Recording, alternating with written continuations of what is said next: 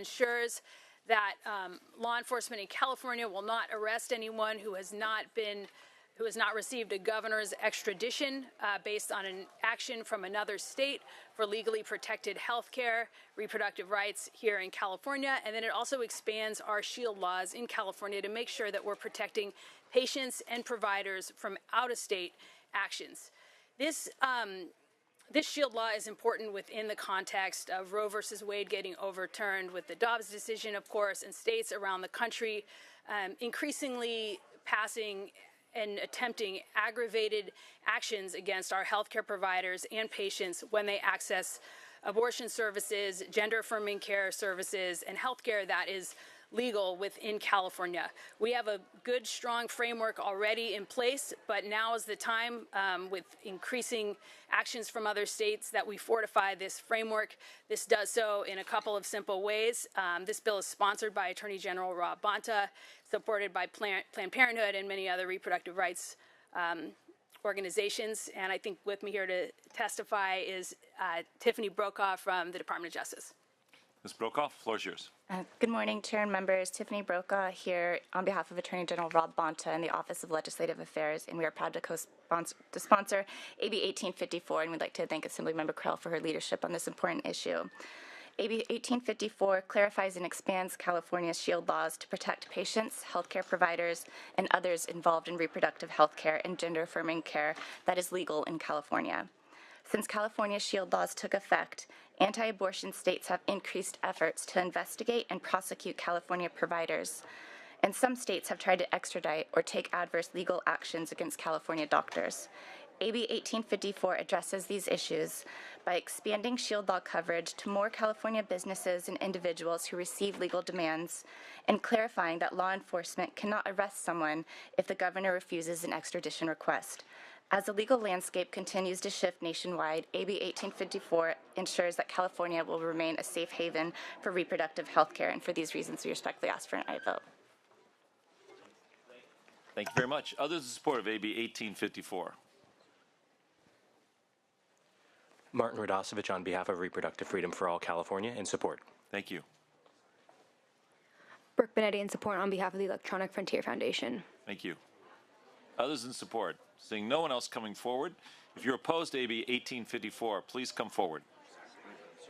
All right, Matthew Ward. I want to tell you about a child. She's taken across state lines. A telehealth provider in California prescribes her hormones, drugs that permanently alter her body before she is old enough to fully understand the lifelong consequences. Her parents have no idea it is happening. Months later, they find out. They hire a lawyer. They seek the medical records needed to understand what happened to their daughter. Here's what AB 1854 does. A California company holding those records must notify the Attorney General. It must notify the provider whose records are being sought. Then the parents must wait 30 days before those records can be produced. 30 days. Whether the records are ultimately produced or not, the bill deliberately delays parents who are trying to investigate what happened to their own child and give advance notice before disclosure. That is a remarkable barrier to accountability, and if the company complies without following these requirements, California can impose a $10,000 civil penalty, $15,000 for subsequent violations, plus attorney's fees. The parents are simply trying to learn the truth about what happened to their child. Instead, California places procedural protections around the people and institutions involved. Those parents get nothing. The provider who broke the law walks free, and California calls this healthcare protection. Recently, Herndon Graddick, the former executive director of GLAAD, said publicly, "We should completely stop doing anything that might harm children, even if it means we admit that we got something really wrong, and my understanding is that we have. The architect of the movement is confessing it harms children, and your answer is to build them a fortress. That is despicable." Thank you. Thank you. Next witness, please. Chair and members, my name is Leandra Wells with the California Family Council. AB 1854 turns California into a legal fortress for the abortion and gender transition industry, punishing any Californian who cooperates with another state's lawful investigation, even when the activity happened outside our borders. This is a sweeping attempt to export a culture of death while shielding those who harm children and then take innocent life.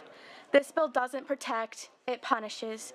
Any person or entity in California that complies with a lawful subpoena from another state could face fines of $10,000 to $15,000 from our own Attorney General. That is not healthcare protections. It is compelled obstruction of justice. And who pays the price? Families and children. A newly released Finnish study tracking more than 2,000 adolescents found that severe psychiatric problems were already high before these interventions, and it did not improve after medical gender treatments. In fact, mental health disorders remained elevated or worsened over time. These findings should give every member pause. The evidence is increasingly clear. These sex-rejecting procedures do not resolve underlying distress, they often deepen it. AB 1854 doubles down anyway, shielding these interventions from scrutiny and accountability, even across state lines. It tells providers no matter what harm is done, California will protect you. And it tells parents in other states, California will obstruct your efforts to protect your own children. This bill also puts California organizations, including ministries, nonprofits, and businesses, in an impossible position.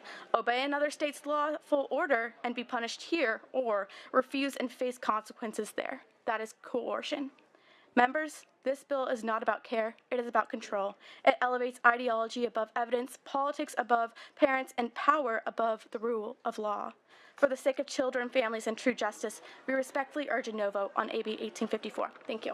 Thank you. Next witness, please. Yes, David Bolog on behalf of the LA County Moms for Liberty and the SFV Alliance. We are in opposition. Thank you. Rochelle Connor on behalf of Concerned Women for America, strongly oppose, ask for a no vote. Thank you. Florentina DeGennaro with Moms Armies and Freedom Coalition and Church of Glad Tidings, strongly oppose. Thank you. Kara Martinson on behalf of the County of Los Angeles in support. Sorry, I missed it earlier. Okay, thank you.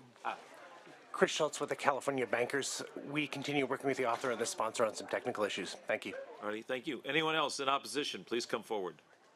Mr. Chair, I apologize for being late. I'm actually on the support side, just running from another committee. Tim Madden, representing the California chapter of the American College of Emergency Physicians in support. Okay, thank you very much. Anyone else who wishes to provide Me Too testimony, AB 1854, going once, going twice. All right, bring it back to committee. Senator Laird. I'm just going to say I appreciate the author bringing the bill, and at a time when we have the quorum, I will be happy to move it. All right, thank you very much. So noted. Other questions or comments? Seeing none. Assemblymember Krell, would you like to close? Thank you. Respectfully ask for your aye vote at the appropriate time. Okay, thank you. All right.